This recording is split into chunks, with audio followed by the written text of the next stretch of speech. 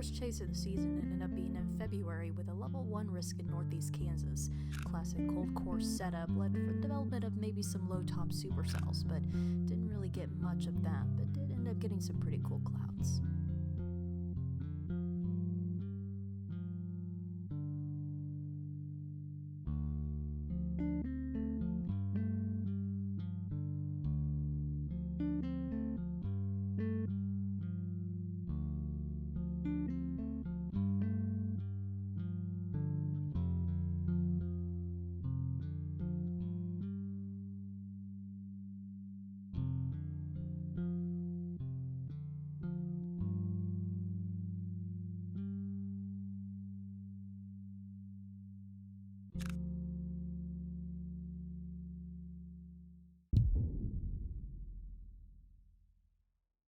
The next big chase of the season was on March 31st on a rare double high-risk day.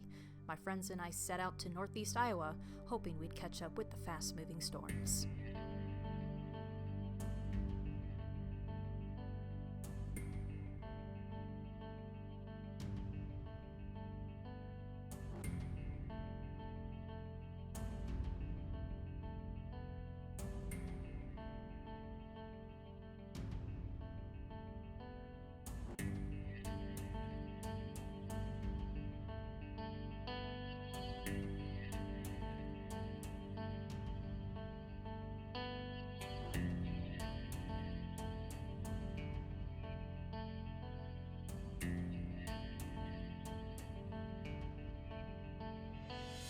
Storms continued to fire up all around us, and we were playing catch-up with one storm, ending up for Princeton, Missouri. We ended up getting into the tornado warning, but we weren't really able to see much as the storm ended up becoming more of a high precipitation cell with very little visibility.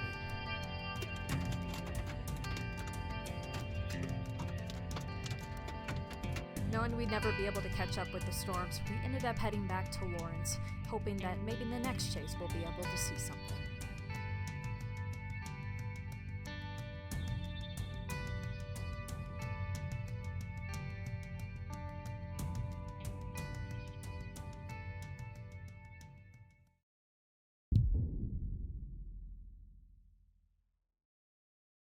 The 2023 storm season still didn't really kick off with a bang as we expected. A few storms here and there, but nothing really promising. It wasn't until April 19th when we finally got a level 3 risk up in northeast Kansas and southeast Nebraska. My friend and I ended up going into southeast Nebraska hoping we'd be able to catch our first tornado in over a year.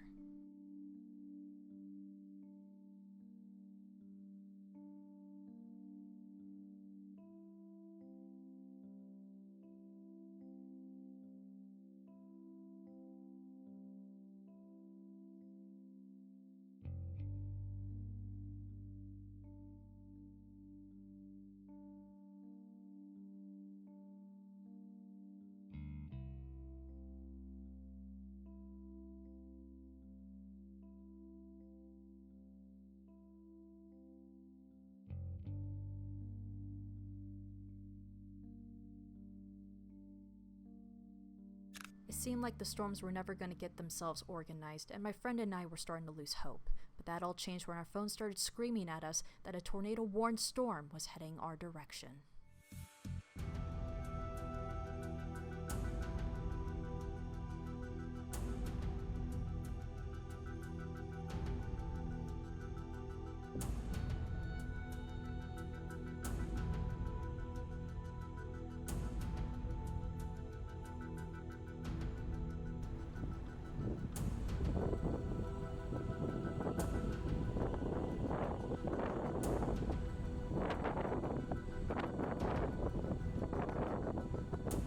We managed to see the wall cloud with maybe a little bit of a noodle. That might be a stretch, but either way, it was our first success so far this season. We got into a tornado-warned storm, and we were able to see a wall cloud.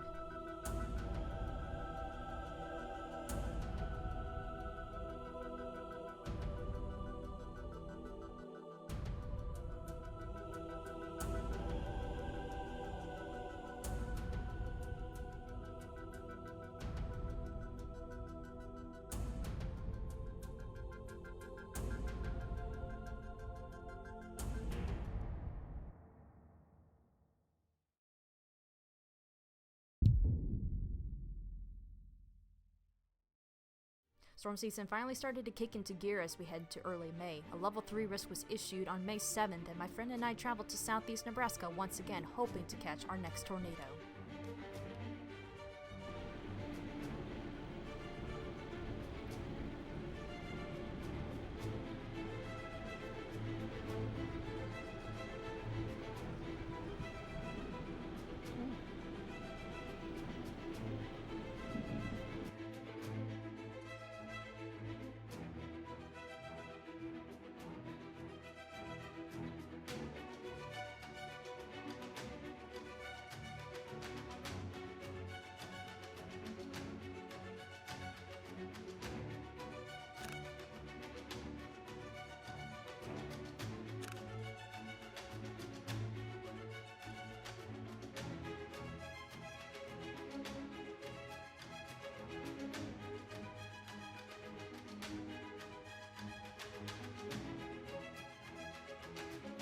We ended up not seeing a tornado this day, but just as we were leaving, our place where we were just at was eventually under a tornado warning, but we didn't want to get clobbered with 3-inch hail.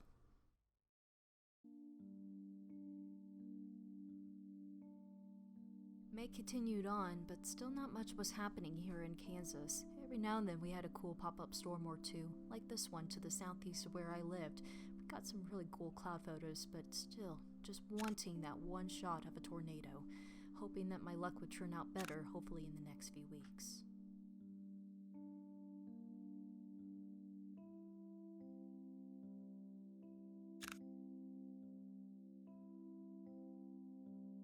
Another level 3 risk eventually came back to Kansas. However, this time it wasn't much of a tornado threat. It was more of a wind threat with 70 to 80 mile per hour wind gusts reported with this storm. And of course, beautiful shelf clouds.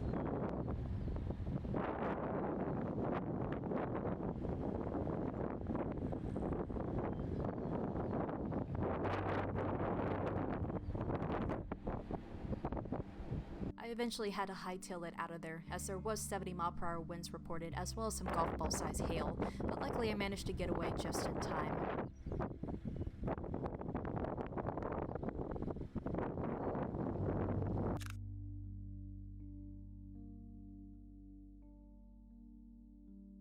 May came and gone, and there really wasn't much towards the end of the month, just a few more pop-up thunderstorms here and there, like this one that I captured when I moved to Wichita, Kansas.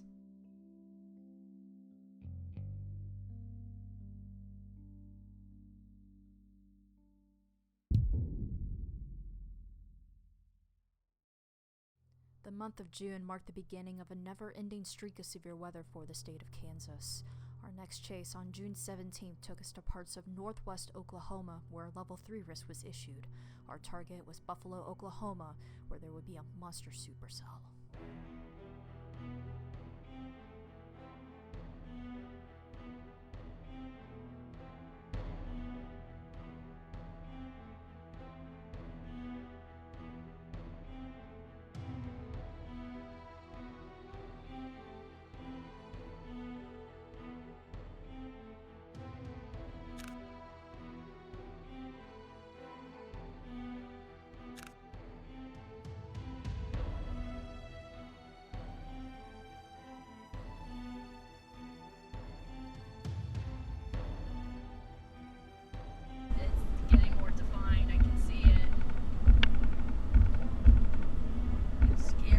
So good.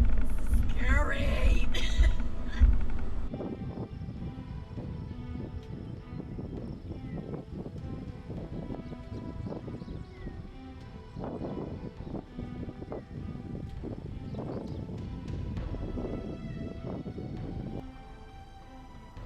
Ooh, what's that? Maybe my camera can see it a little bit better than my eyesight. It looks really low.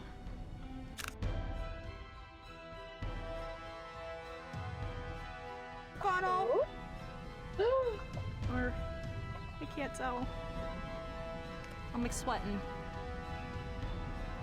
Brayden, I cannot tell what I'm seeing right now, but it looks very suspicious. Well, the rotation. Oh, we're definitely in the warned area now. Yeah, I am not in a good spot. This thing is coming at me. I think I'm seeing a legit funnel. I can't tell. Or if it's just the lowering. It is so hard to see. The camera can kind of see it a little bit better. Not realizing what was about to happen, the storm was quickly starting to take a turn towards me. But Ew. if you look at the screenshot I just sent.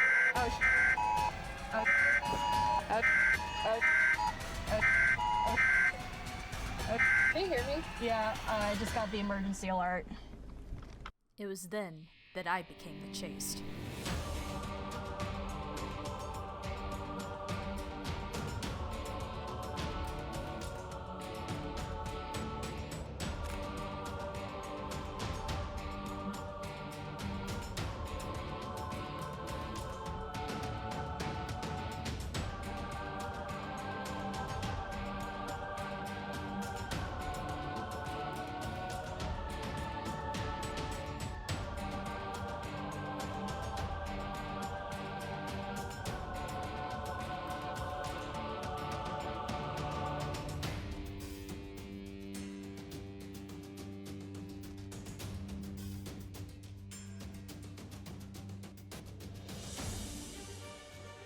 I knew I couldn't outrun the storms, but luckily I was able to take cover behind a grain elevator where there were 70-mile-per-hour winds gusting at me. I continued to get into more tornado warnings without having any idea where they were. I don't think I have been in that many tornado warnings in one night, and quite frankly, I don't recommend it.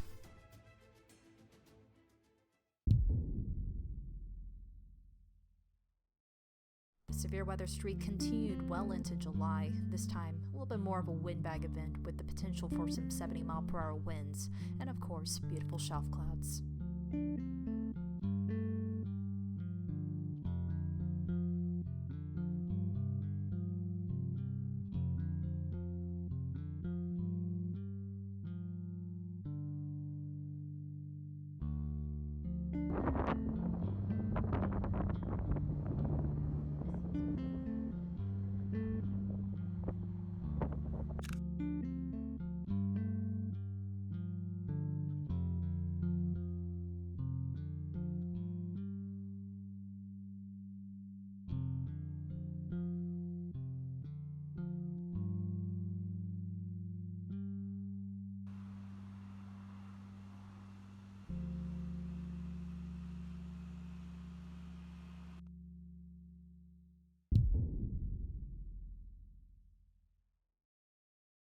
We did get a little bit of a break from the severe weather in August, but went right back at it in October with a level 3 risk for maybe some strong storms.